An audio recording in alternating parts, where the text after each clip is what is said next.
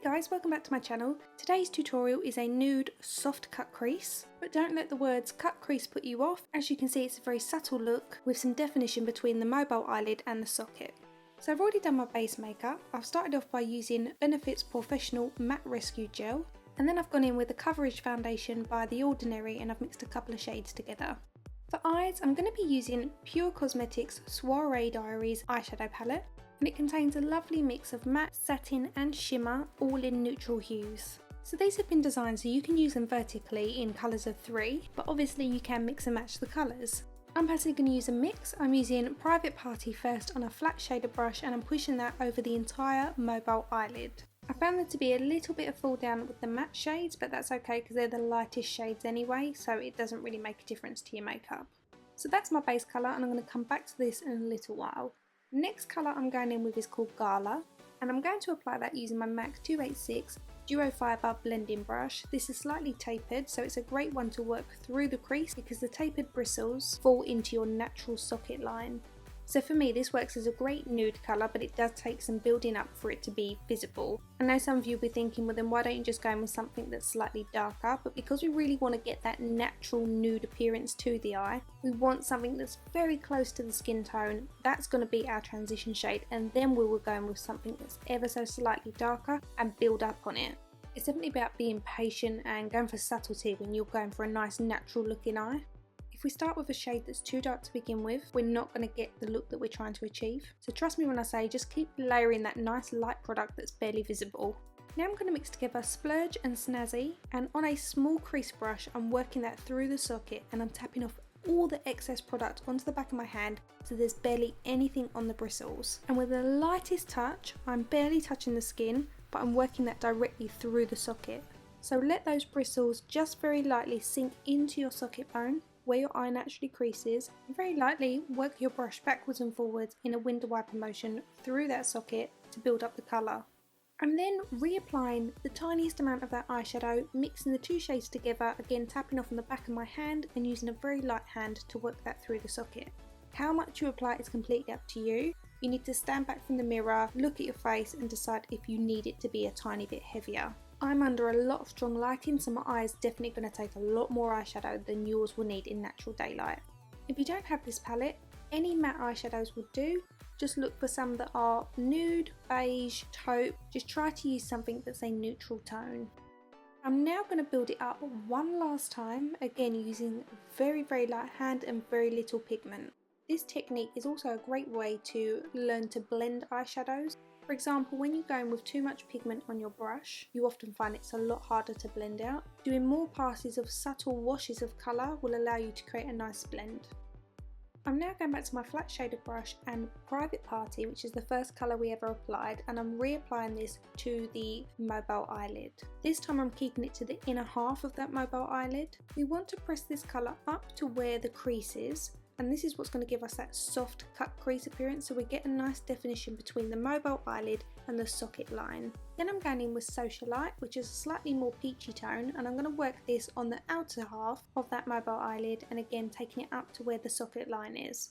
So I'm wiggling my brush backwards and forwards at that socket line just to redefine the shape, so it's cutting through the nude tones we've got going through the crease of the eye and making that mobile lid more almond shaped. Now we're going to subtly define the socket line using a detailer brush, dipped into the two brown shades, and again I've tapped off all that excess so there's barely any product on that brush. Then I'm taking a clean blending brush and buffing over the entire lot to soften everything and make sure it all blends beautifully and so that it's really subtle.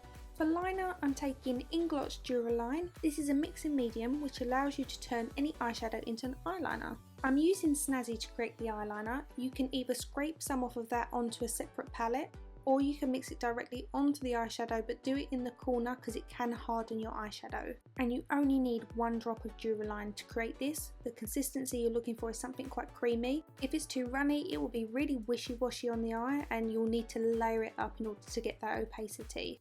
You can also use this with your gel liner or cream liner and it will make it waterproof. So I've lined across the entire top lid. I've created a nice wing on the outer edge, not too thick, not too thin, and I've used a paintbrush to do this. I've decided to go back to Socialite and my flat shader brush and just reapply it on the outer edge This does mean it coats over the eyeliner, but that's easy enough to go over and just reapply it to darken it again. Next I'm taking Scandalised Waterproof Kohl Pencil by Rimmel. This one is in a creamy shade, and I'm going to apply this to the inner half of my waterline.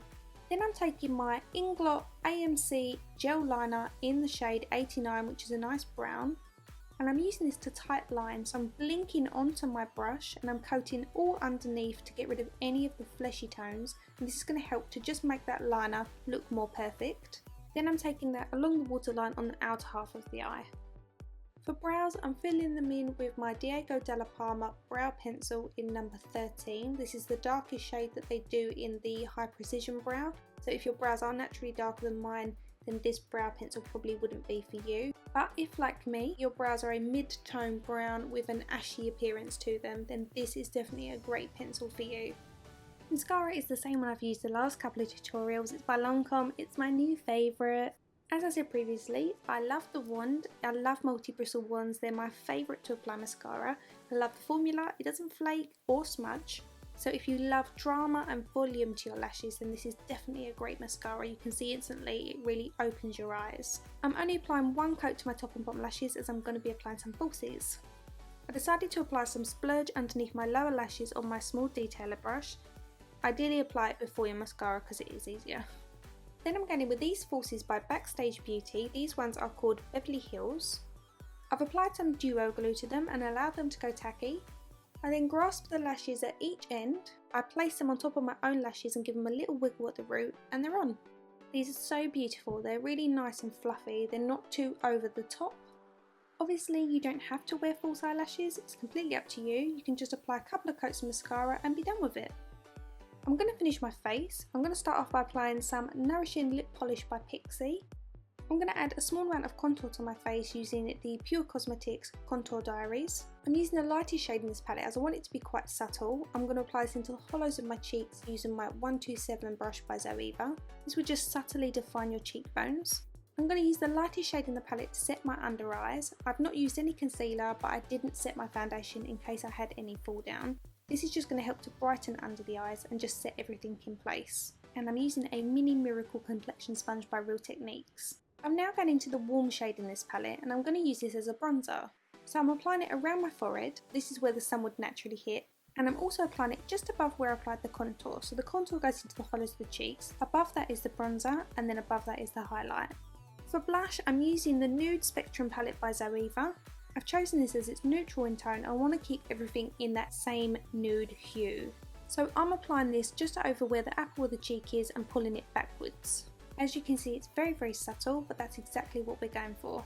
Next, I'm using this Creamy Peach Oil Lip Gloss by Too Faced. This is in Peach Fuzz, and oh my word, you could eat this. It smells divine. It's so nice. Because we haven't got any highlight to the face, I want to add a nice gloss to the lips, and this is beautiful. And that completes my soft nude cut crease. I really hope some of you find this refreshing from the full-on looks that are on YouTube at the minute. Sometimes you just want to look a bit more like yourself, but with a touch of glam, so it's really subtle. So people go, you look nice, but can't quite put their finger on what it is. If you haven't subscribed, then please hit the subscribe button on screen now. I post videos every Sunday. If you missed my previous tutorial, that is also on screen now for you to click. And if you would like to follow me outside of YouTube, you can follow my social handles which are on screen now. Thank you for watching, and I'll see you again soon. Bye!